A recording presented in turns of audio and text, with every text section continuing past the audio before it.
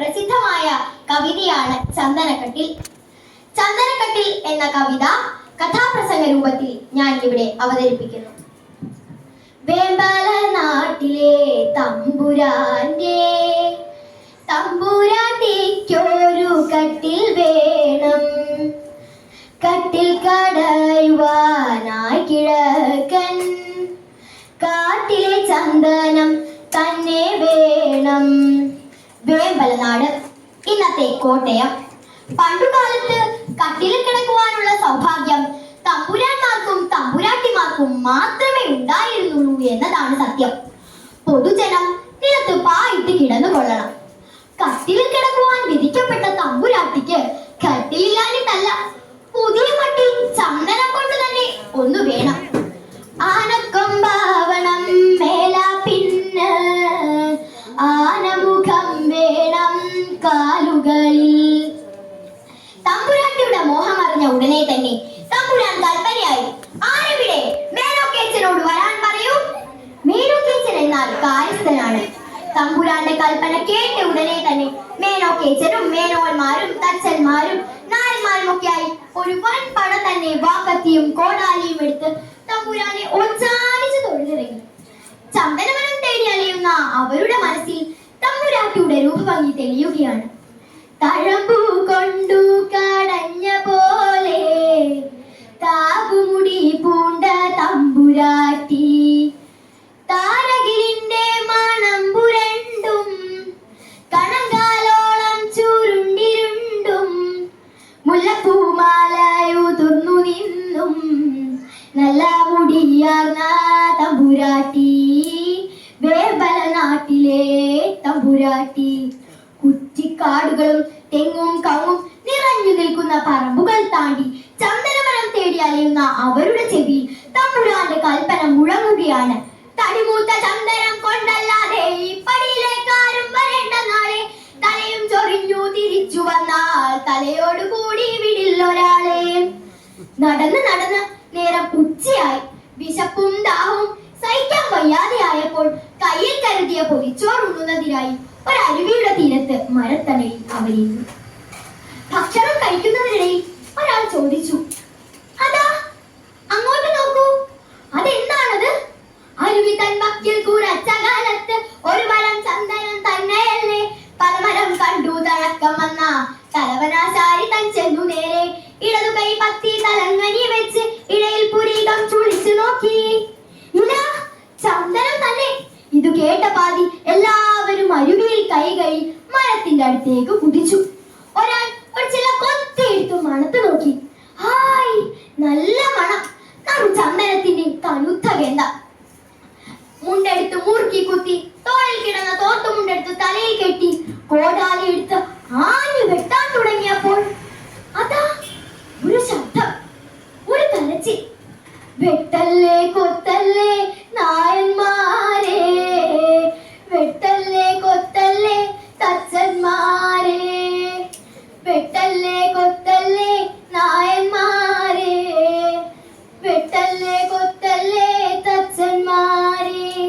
പിന്നെ കൂടാലികൾ പൊങ്ങിയില്ല. അവർ പരസ്പരം പറഞ്ഞു, വാ നമുക്ക് തിരിച്ചു പോകാം. വനദേവതയാണോ ഇനി വല്ല യക്ഷയോ മറ്റോ ആണോ?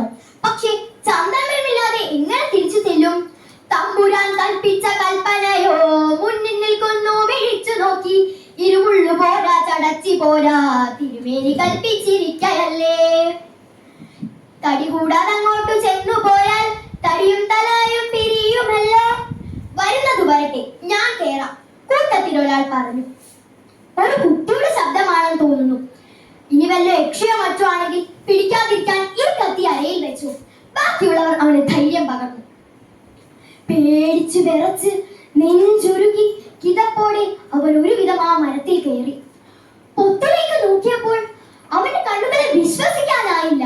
കത്യാവ് കൊണ്ടു പുതച്ചവിടെ കുട്ടിയിരിക്കുന്നു കൺകുളിരെ, ഇരുളിന്റെ അകത്തു കൊളുത്തി വെച്ചോ രരുമ കനക വിളക്കു പോലെ.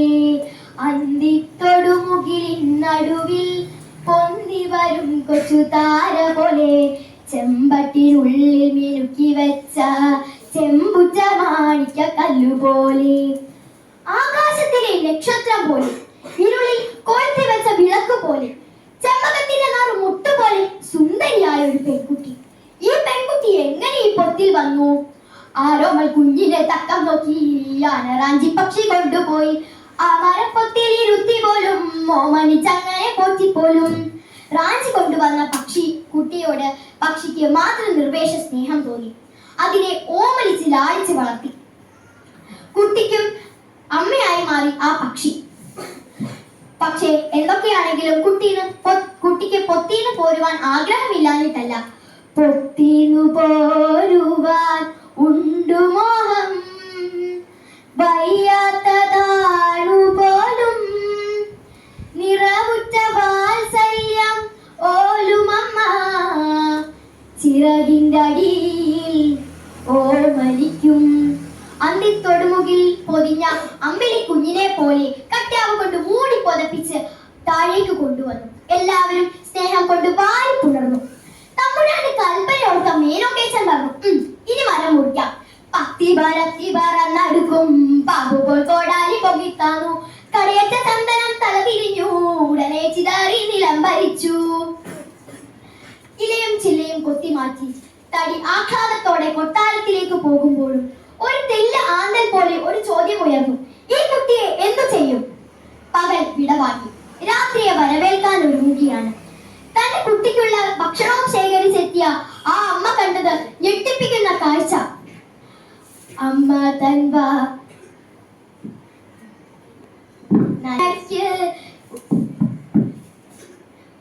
ഉഴലേലും അമ്മ പറന്നു വന്നു.